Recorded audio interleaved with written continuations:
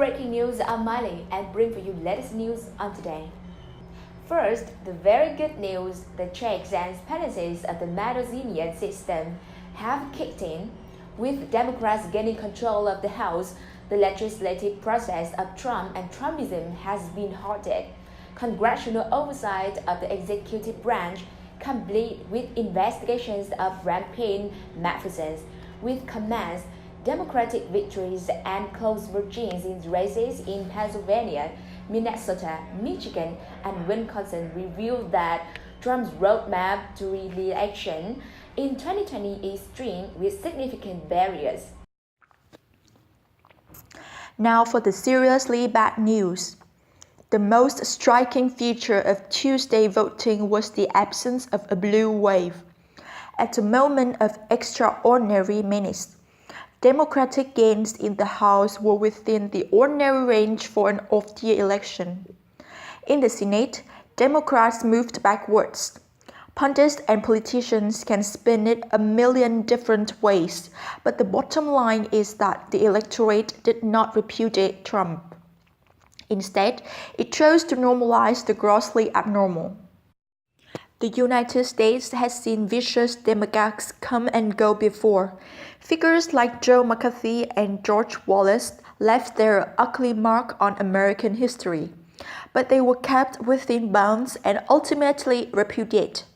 Donald Trump, who in 2016 pulled an inside straight to make it to the White House, is the great exception. Those that worked with me in this incredible midterm election, embracing certain policies and principles, did very well.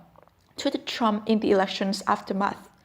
Those that did not, say goodbye. Trump is absolutely correct, for he has succeeded in remaking the Republican Party in his image. In his post-election press conference, he opted to ridicule those Republicans who declined to pay proper obeisance, to kiss his ring with sufficient ardor, and went on to lose their seats. Is it an accident that the worst anti-Semitic crime in American history, the murder of 11 Jews in a synagogue, occurred under a president who has been whipping up a frenzy of racism and hatred? With this shrug and non-sequitur, Trump, in his press conference, disclaimed any and all responsibility for the swell of racial and religious conflict, pointing to his warm relations with the State of Israel. While there are silver linings in the election results, most of the clouds are dark. The darkest of them all is that there is no discernible way back to normalcy. As in bloody ethnic civil war, once the rules of civility are dispensed with, they are not readily restored. Trump's fascist-style rallies are Exhibit A. Thousands of our fellow Americans trekked to these spectacles, waiting in line and enduring rain and cold to chant slogans antithetical to democracy, to cheer grotesque attacks on the rule of law, and to commune with their adored leader. Whatever happens or does not happen in Congress, whatever transpires on the road to the 2020 elections, the fact of the matter is that in 3 short years, the face of America has profoundly changed. A significant fraction of the society has been lured into moral degradation by the siren song of a demagogue.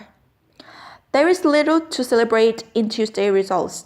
To a significant degree, and despite the limited Democratic victories, the first battles for America's future have been badly lost. If America is to become great again in a true non-Trumpian sense, a difficult and protracted war for hearts and minds lies ahead. And this story appears in breaking news, a news swimmer on the latest tweets and turns around election result. Subscribe and follow us along with more about Trump's administration policy and the situation of election.